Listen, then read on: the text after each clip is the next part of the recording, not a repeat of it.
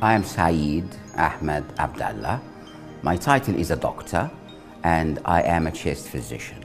I was born in Alexandria in Egypt, and I spent my school days in Alexandria, and I was one of the good top students.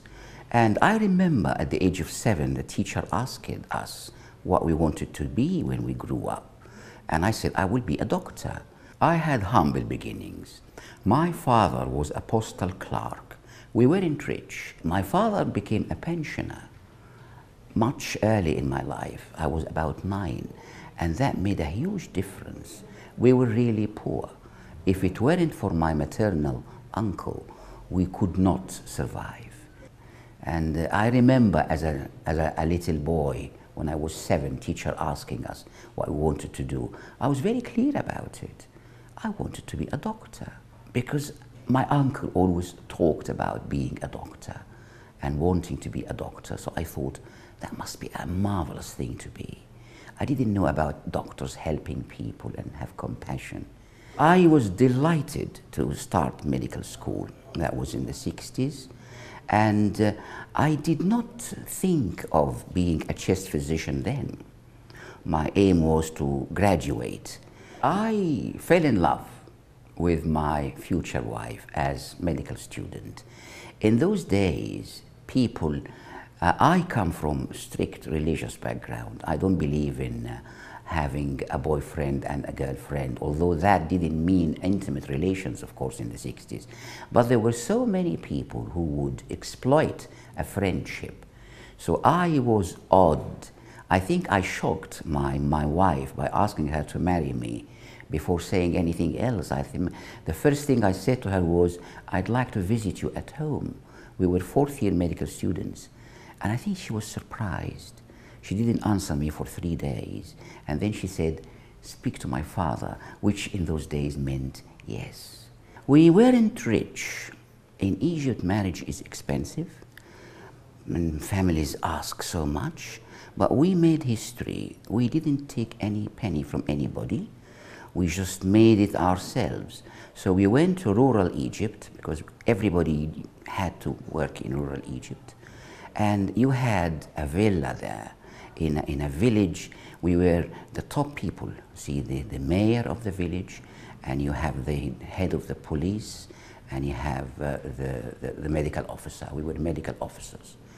And unfortunately, there was a lot of corruption.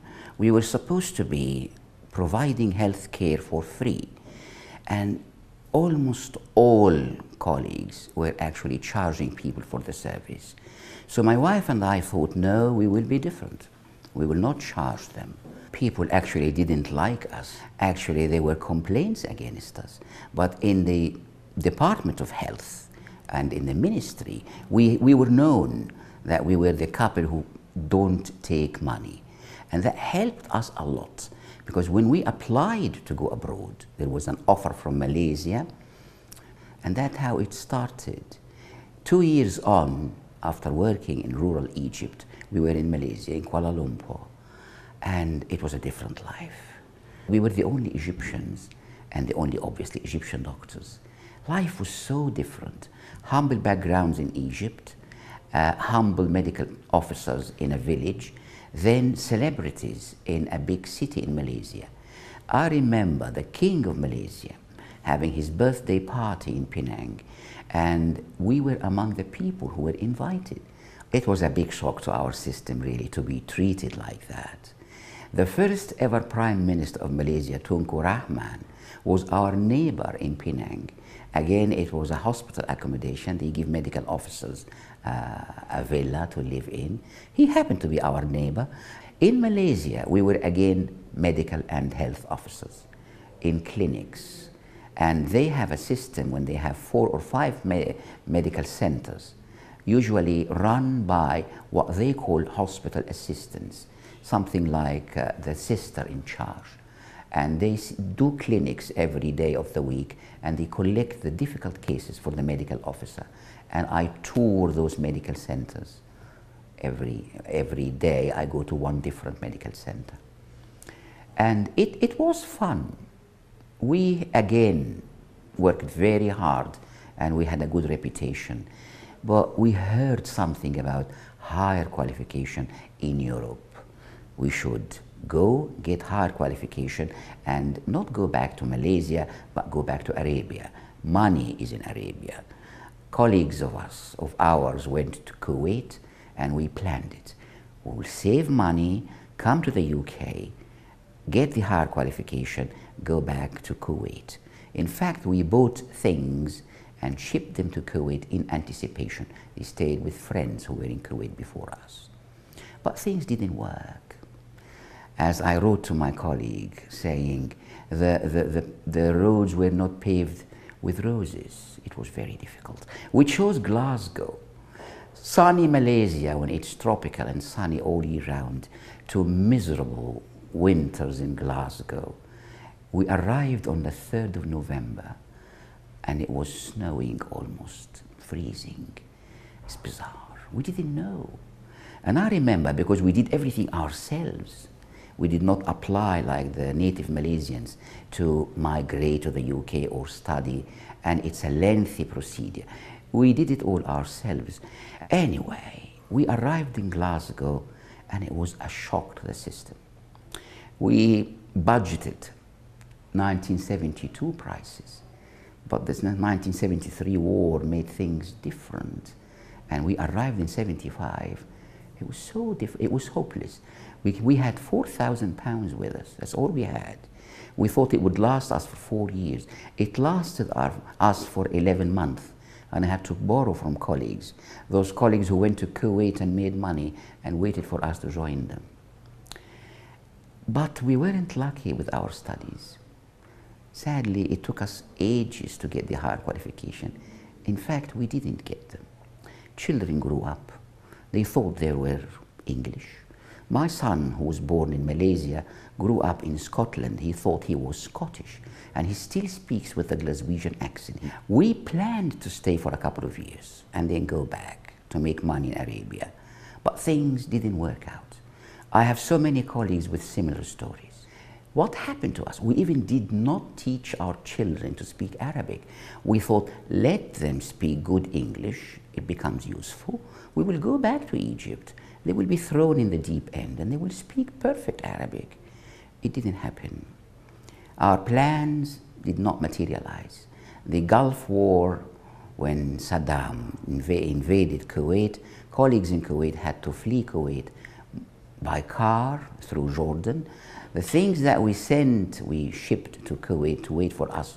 So when we arrived to get them, were taken away by the Iraqis. That's another story. So we ended up feeling, between inverted commas, stuck. At some stage, it was really difficult. We had no choices. We had to continue.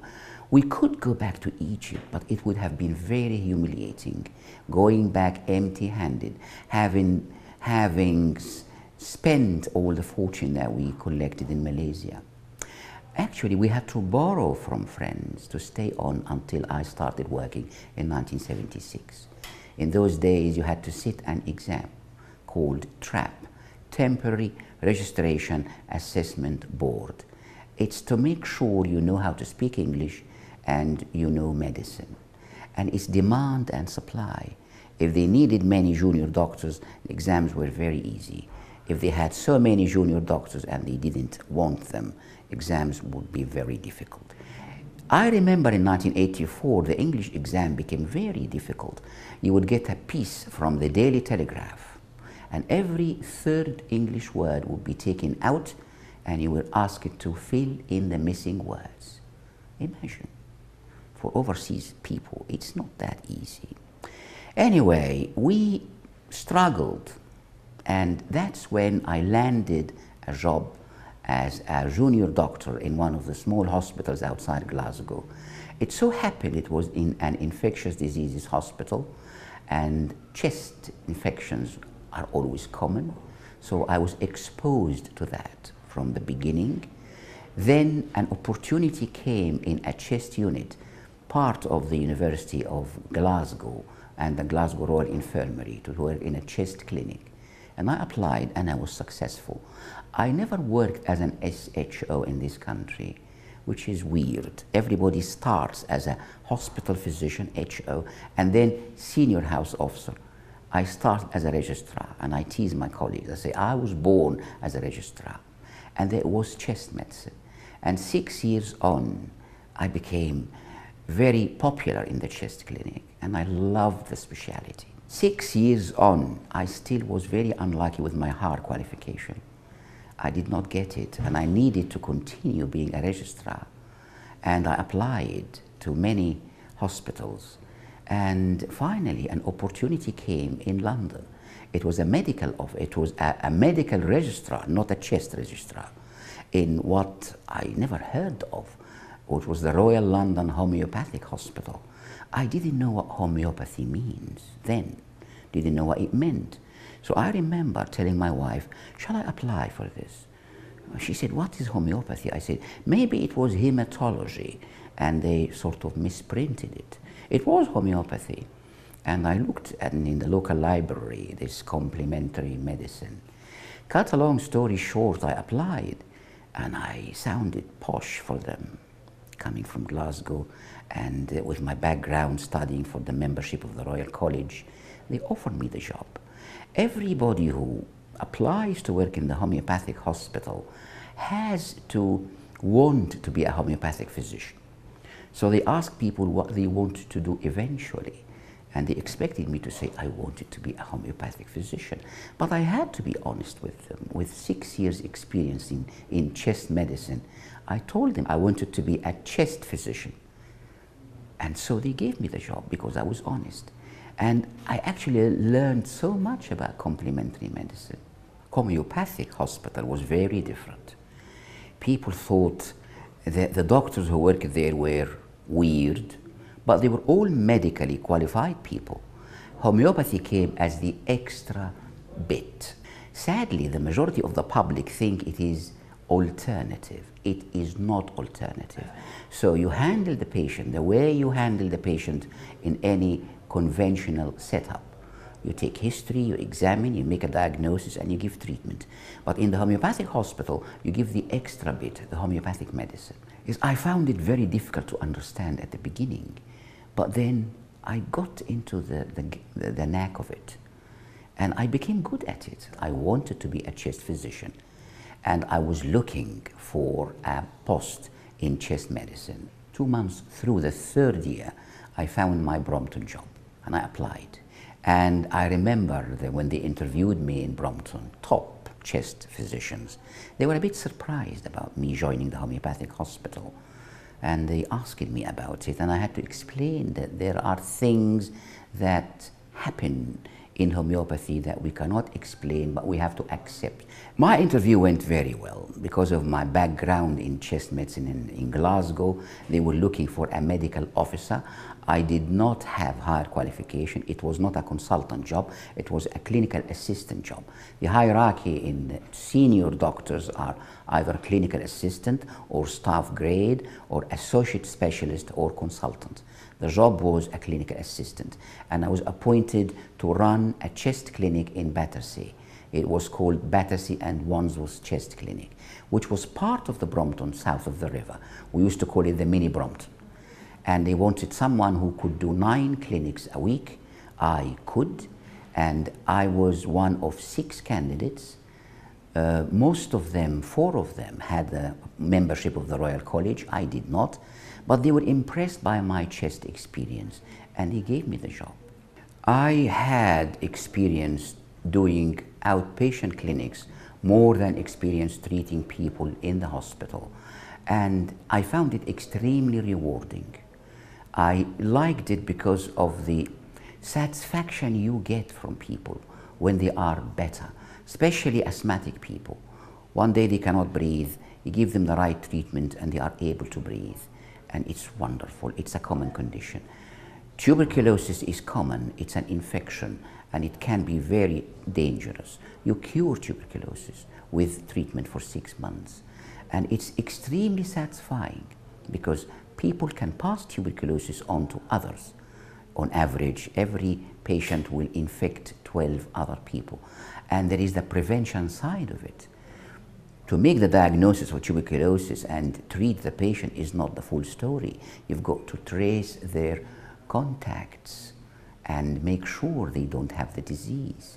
Even before they have the disease, you make them, you immune them, you immunize them, I mean. Stop them getting the disease. There is what we call latent disease, people who have a susceptibility. And it's an ethnic disease. I remember in the chest clinic in London, I had a session every week. We call it tuberculosis control clinics. I had lists of people who come to the UK, immigrants or visitors, and I reach out to these people to check them to see if they have the tendency to develop tuberculosis. Simple tests and X-rays. And people who don't have the disease but have the susceptibility, I prevent them getting TB. And it can be enormously satisfying. Over the years, I have treated so many patients. Majority, thank God, survive and are cured. But of course, some do not make it. And it is so sad. And you get closely attached to people sometimes. And you can sometimes struggle to detach yourself, to know the boundaries. And it can hurt. I remember crying when people die. If we lose a patient, it's a disaster. But somehow you learn how to cope with it. You comfort the family and they know you did your best, but it is sad. You feel a sense of loss, similar to the sense of loss that they feel. The Royal Brompton Hospital was my life, really. I spent 30 years. Initially, my contract was for 5 years in the chest clinic. There were rumors that the chest clinic will close. I was extremely popular with the local people and with the local GPs, and we mounted a campaign to keep the clinic open. The chest clinic was taken over by St. George's, but they kept 2 slots for us, the Brompton people. So they had to find me some sessions in Brompton. So I did clinics in Brompton, and that made history because I was not a consultant, I was a clinical assistant, but extremely popular with patients. So I saw so many patients. I did at some stage 7 clinics a week. Most of the Brompton physicians do maximum 3 or 4. They are mostly academics, they do research. It is a research environment. So they would leave the clinics to me, and I loved it. I learned more and more. Over 30 years, my career spans at Brompton for 30 years. I never experienced any discrimination because of my ethnicity or religion. People knew I was religious. During Ramadan, I read the Quran if I have the opportunity waiting between patients. Colleagues know that, and patients know that. And 10 years on, I asked them to promote me to an associate specialist. They didn't intend to, but I made a case. I was running clinics. I was seeing more patients than any of the other consultants. I remember they made a survey about asthma, and one of the colleagues, a consultant, surveyed the patients who had asthma who were seen at Brompton to see how we managed them. And he was shocked to find that the majority of them were seen by me, not by the asthma firm doctors. Anyway, they reluctantly appointed me associate specialist. So they made me an associate specialist, still the only senior physician with no higher qualification. So 10 years as a clinical assistant, 20 years as an associate specialist, I thought I deserved the membership of the Royal College of Physicians. Although I failed the exam in the 80s, in those days we were given 6 attempts, which I sadly failed. But I asked for it about 2006. They argued, no, you have to sit an exam, and I argued back, no, it's a club. Royal Colleges of Physicians and Surgeons in Britain are clubs. You appoint, you elect whoever you want. And cut a long story short, they elected me member of the Royal College of Physicians of London. Since 1972, the Royal College of Physicians joined hands, and the degree they give, the qualification they give for people who sit their exam is called Membership of the Royal Colleges of Physicians of the UK. abbreviated MRCP UK. Mine was different. It was MRCP London, which gave me a kick because London is the oldest Royal College of Physicians in the United Kingdom. It's 500 years old. After I retired in 2015, I was appointed consultant, honorary consultant. Again, no pay, it's an honorary position to allow me to teach. So I teach junior colleagues. I still go at the age of 71, 72, I'm 72 now, and a half actually. I still go regularly, either every 2 weeks or every month, and teach my colleagues. I'm proud to say I am religious.